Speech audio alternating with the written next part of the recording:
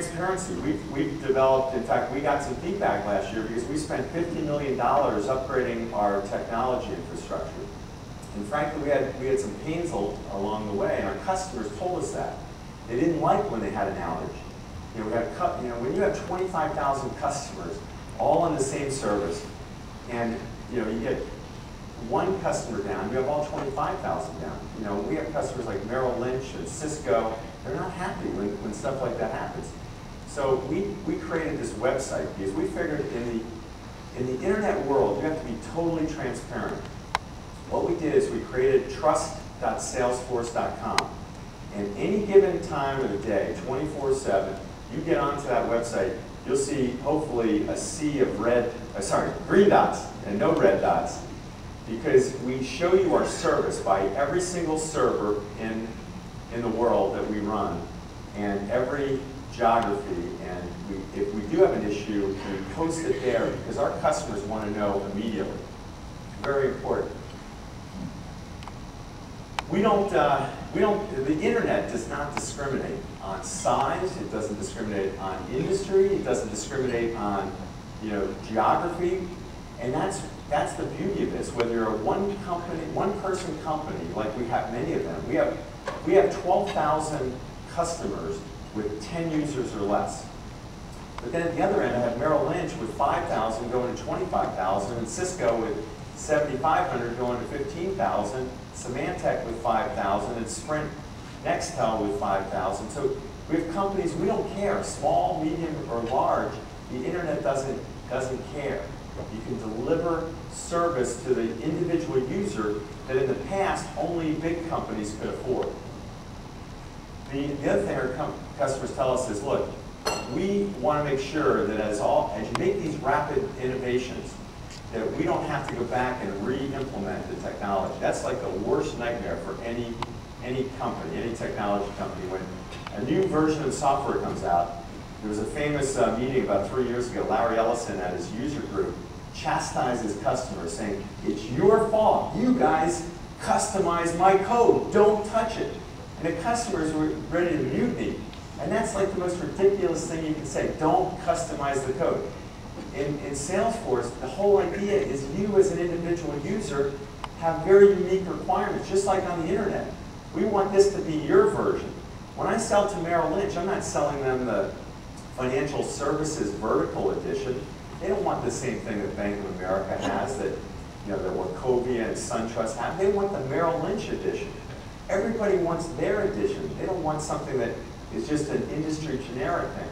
And so we have, just like what happens with Amazon and eBay and Google, when you make changes to your My Yahoo, do you think that the Yahoo developers are sitting there saying, gee, Steve Nelson made that change again. We have 200 million users that we can't upgrade because Steve made that little change to his My Yahoo. That would be like a ridiculous thing, right? Well, that you can't do with client-server software. That, unfortunately, is the way it works. With an open standard multi-tenant architecture, you can make those changes, and all those customizations that you make to your business are then carried forward intact as we upgrade the service. And as a result, we can innovate 5 to 10 times faster than a typical software company because they are encumbered with all these legacy versions out there. It's a very difficult thing for them. And every time they go, that's why they only do these version upgrades every 2 years.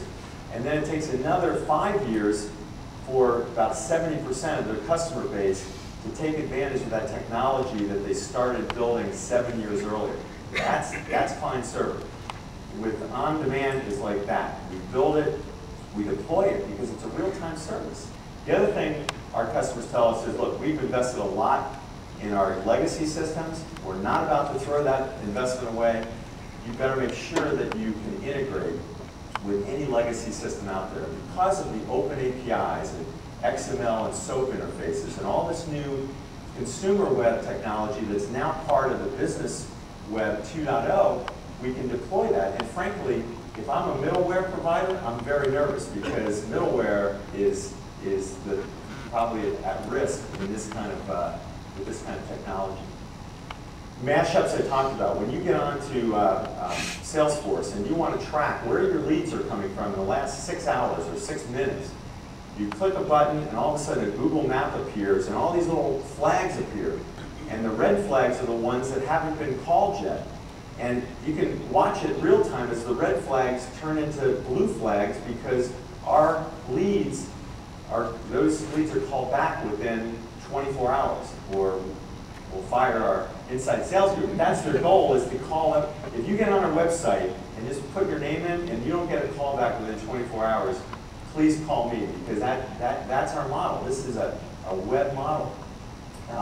Amazon, the same thing. If you ever get on Amazon.com, and I think probably IBM actually built this for me, IBM, if you get on Amazon and hit the tracking button, it automatically does a mashup into Federal Express, and it will show you the status of that order. Federal Express and Amazon never put their developers in a dark room for months or years to develop this. This is two companies that build web services against the web standards, and as a result, you can mash them up very easily. This mashup phenomenon is going at lightning speed right now. Replication, you have to be able to test your environment. So with one click of a button, everything that you have in production in an on-demand environment automatically gets replicated. And you can then test everything in that replication, hit another button, and now all of a sudden it goes right into production. Very, very important. By the way, these are all things that were myths about this service, software as a service, 2, 3, 4 years ago. The other thing that customers tell us is they want to be able to have access to more than just whatever application we're selling. That's not enough. It's never enough. We can only be the experts on CRM. That's our kind of core competency. And we have this platform called App Exchange that it all runs on. But just like what Google, Google is, they're not creating all this content. They simply came up with this great search technology that allows you to get to this content that's kind of buried in all these different silos. Luckily, it's digitized that they can pull together very quickly for you. That's what we're doing with Salesforce.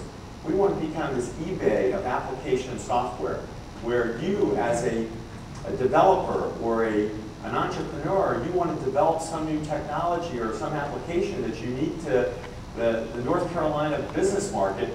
It's not likely that Salesforce is going to have this on our priority list for any time soon or ever. However, what we've done is, because the Merrills and the ADPs and the Symantec's and all these big companies kept asking for more and more, we said, geez, stop. We just said, stop, we're not going to do this, because guess what? If we do that, every software company in the world has promised you things that they under-deliver on. That's the game of software. You sell the roadmap and then you deliver this. I guarantee you, every software company, you look under the covers, that's the history of software. We didn't want to fall into that trap, so we said, no. I mean, it was hard for me to stand there in front of Merrill Lynch and say, no, I'm not going to do this. And they're like waving a check of millions and millions of dollars that will make or break, our future. But what we did is we said, you know what, I'd rather not be your bottleneck. I'm going to open up my technology, all of our open interfaces, give you the APIs, and guess what? We just announced this 2 days ago. We call it Apex. Apex is now this programming language for the on-demand platform of App Exchange that Salesforce has. So we've given this programming capability for our customers to go build anything they want and then deploy it on our platform. So we don't become the bottleneck. It's a whole new way of looking at things. So we now become kind of the iTunes or eBay. We don't have to write all the songs or build all the products that are being sold. We just want to become that central hub for managing and sharing the information.